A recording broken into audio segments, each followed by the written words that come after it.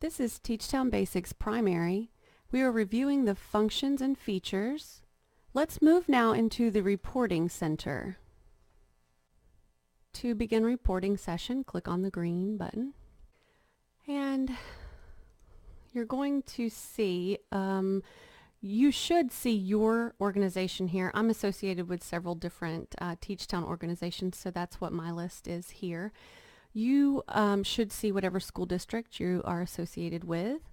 When you click on that, you're going to get access to some group reports under Teachtown Basics, progress use by student, progress by student report, domain levels, your lessons that have been mastered relative to the hours of use, which is a scatter plot, your monthly lessons mastered by the student, and a generalization lesson assessment progress by student. If you click on the student list here, you'll have a list of your students. And we're going to look at Sally Social under Teachtown Basics. And here you'll see a list again of a lot of different reports.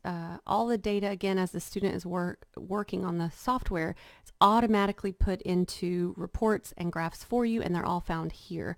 So again, there's a list of these. We're going to look at some specific reports to get started with when you're doing a pilot. And we'll start up here. I'm going to close these out so we can just focus on one at a time. We're going to look at program use by student report, and I'm going to go under Teachtown Basics. So I choose my school or organization and then Teachtown Basics, and I'm going to show you the program use by student report. So here you can choose your report parameters. You can include data for all time, any work the student has done on Teachtown Basics, or you can go in and put in a specific date range. You can also summarize the most recent by choosing, you know, a last 2-week report or how they've done over the last 8 weeks and put in a summary. You want to do data for the currently licensed students. It's typically the best choice for your current reports. You can also include data for students who have done any work on the program at any time in that date range. So I'm going to choose include data for all time, and I'm going to run the report.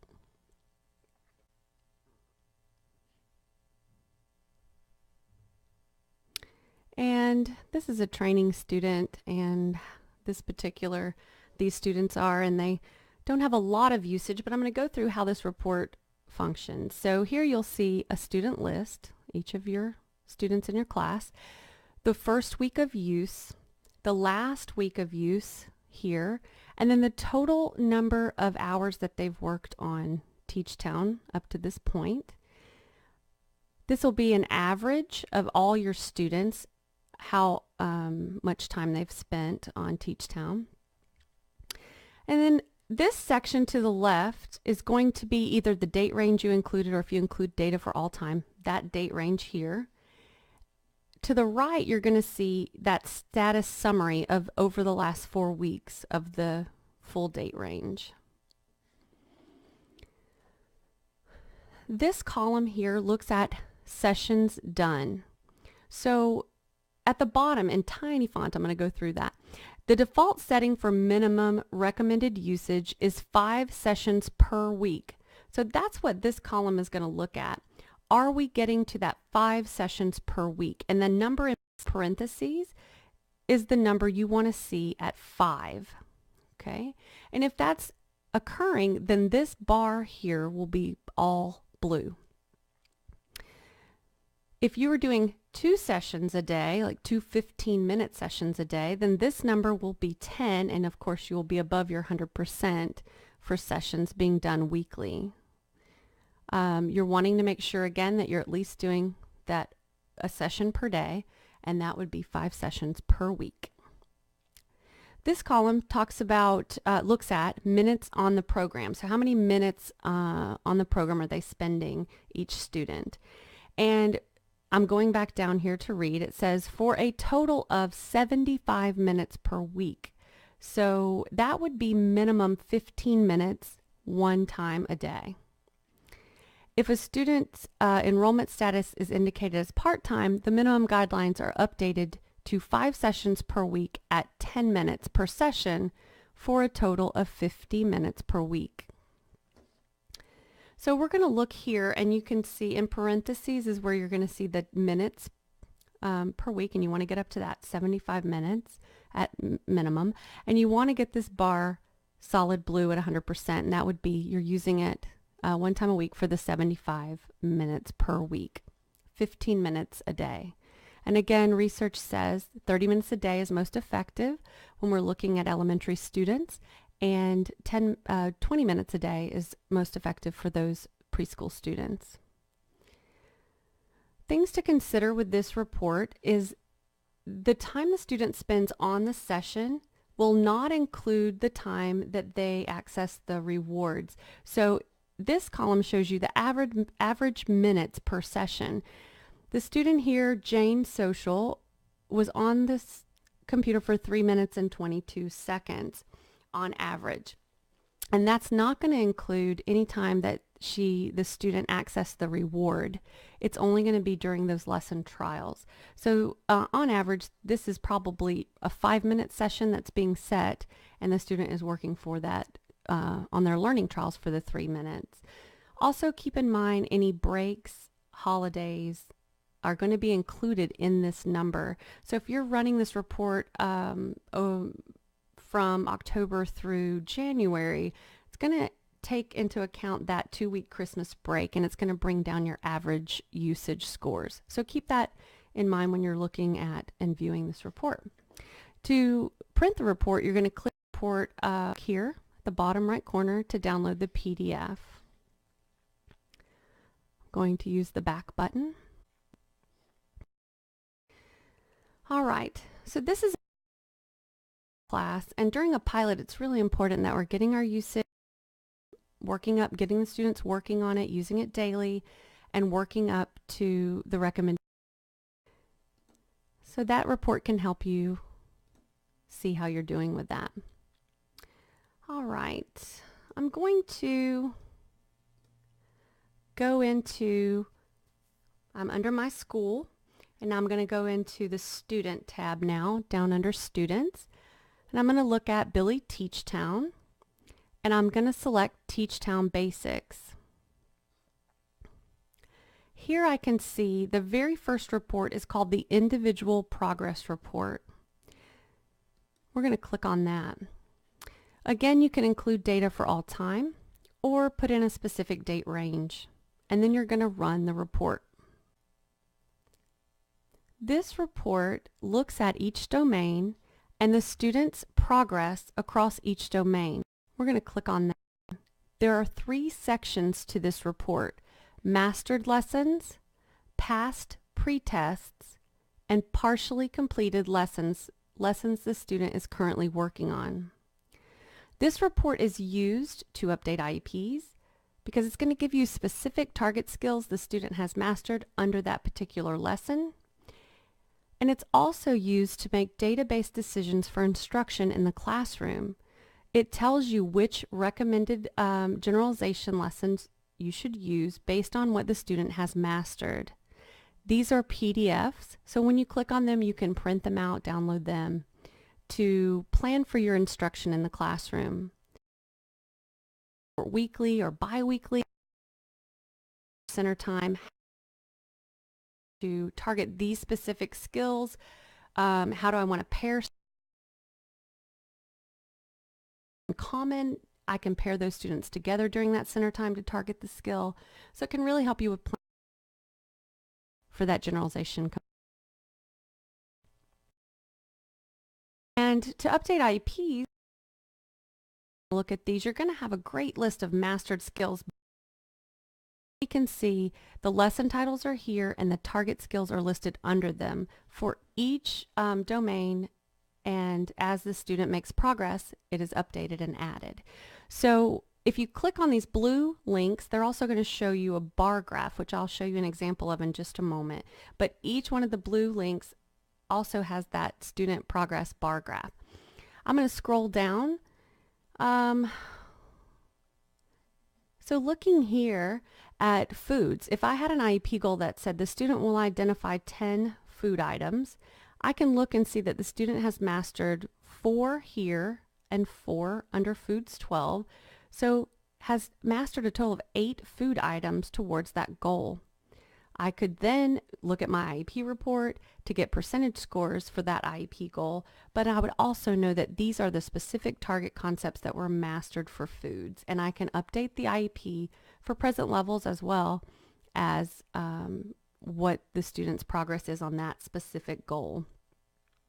As you scroll down, so these are skills the student has mastered, and you want to make sure you're focusing on the mastered skills when you're looking at what lessons to teach for generalization in the classroom.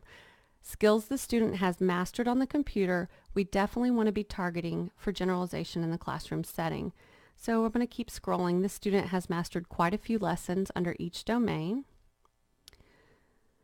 As you get to the center of this report, you're going to see past pretest lessons. These are lessons that the student already knew as they sat down to work on this on the computer. This means that they were able to reach the 80% mastery criteria when presented with all concepts within that lesson. So for community places, golf course, farm, bakery, and library, the student was able to do that 80%, and the computer did not have to break it down and teach it. So these are lessons, again, that were passed at a pretest level, baseline. The student knew the skill. And these generalization lessons would be great to send home for homework because it's something the student already knows, and it will be easy for the parents to work on and target in the home setting. Again, each generalization lesson will tell you at the bottom if it's appropriate for home, individual, school, or group. I'm going to keep scrolling down to the bottom of this report, and you will see partially completed lessons. If you see that something is in purple, has been highlighted purple, it means that it's been disabled. So that is a lesson that you've discontinued for now, whether you're going to bring it back or if you're going to continue to have it in the disabled, it will show up there in purple. Anything, and it tells you right here, those that are in red indicates that the student is struggling with that particular lesson. So we see here clothing 1, foods 2, foods 1. These are lessons that the student is struggling with. If you're printing these reports weekly or biweekly, it's going to help you identify those lessons that the student is struggling in, and again, help you make database decisions for classroom instruction. This part of the report shows you the the pretest score, which is 46% for clothing, most recent post-test score, which is currently there's not a score there for the post-test because the student's still working on it and has worked on it for 20 sessions. So as a teacher, this is going to tell me, hey, I really need to take a closer look at this particular lesson. I'm going to go into Clothing 1 by clicking on the lesson title. So you can see this is the bar graph for Clothing 1.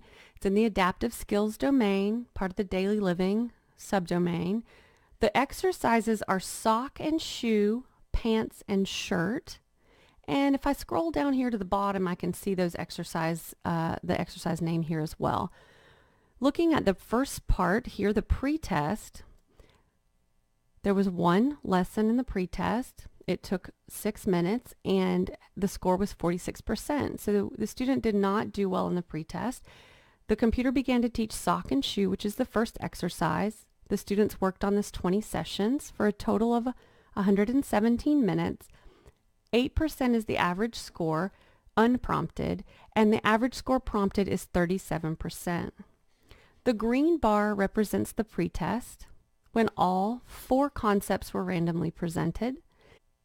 The exercise 1 is sock and shoe. Dark blue means no prompts, and light blue shaded area means with prompting. So let's go up and take a look at this graph. Looking at the pretest score, you see student did not meet the 80% criteria, so the computer begins to teach exercise 1, sock and shoe. This student had several prompts required for several sessions and is still receiving prompts, but you can see here that the prompt level has decreased and we see an increase in independent responses based on that dark blue area. The bar graph allows you to really get a good visual analysis of how the student is progressing, and it's very easy for people to see the progress. You can see that the student is making gains. So this will allow you to make some decisions for instruction in the classroom. Should we disable this for the student? No, because the student has just started to make some gains, so we want to keep that momentum going. But we could go down here and select one of the generalization lessons to target in the classroom so we can practice this skill outside of the computer time to help the student make gains in this area. Also, sock and shoe is a very common target. It's something we can work on daily in the classroom. So if we're looking at these reports, we can help guide our instruction in the classroom. They're also great to use during an IEP. You can pull up any of these reports live and click on them, and in 3 clicks drill down to that level of looking at the student's progress graph.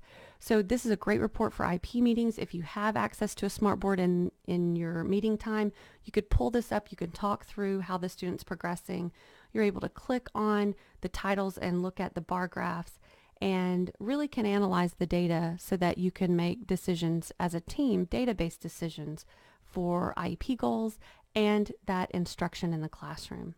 So this is the individual progress report, and definitely during your pilot when you're getting started, you definitely want to make sure you're looking at this weekly or bi-weekly so you can really plan for instruction. What generalization lessons are you going to use? Which students can be paired together to target some of those similar concepts, and making sure you know you're checking them off as the student masters them, and using the data assessment tool to track that data for generalization. All right.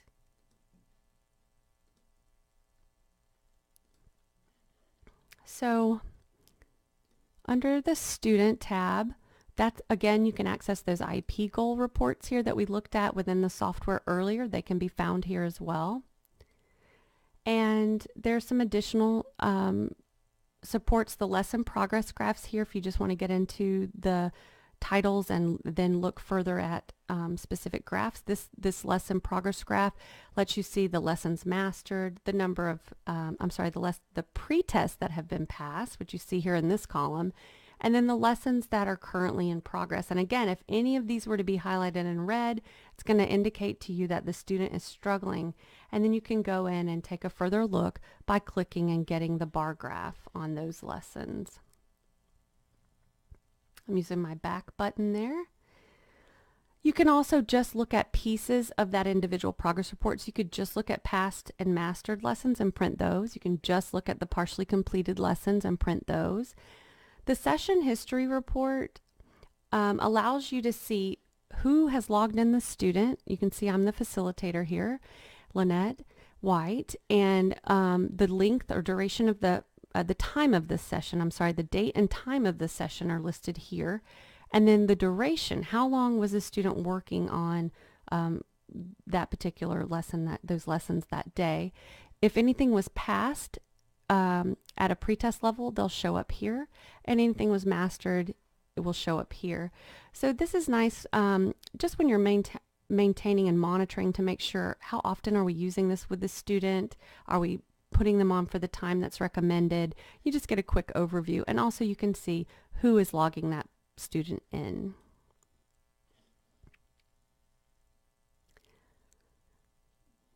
And we're going to conclude the reporting tab segment, and we're going to go back to the home tab, and just to make sure, to view reports, you're going under the reporting tab and begin your reporting session. So this concludes the segment on reporting.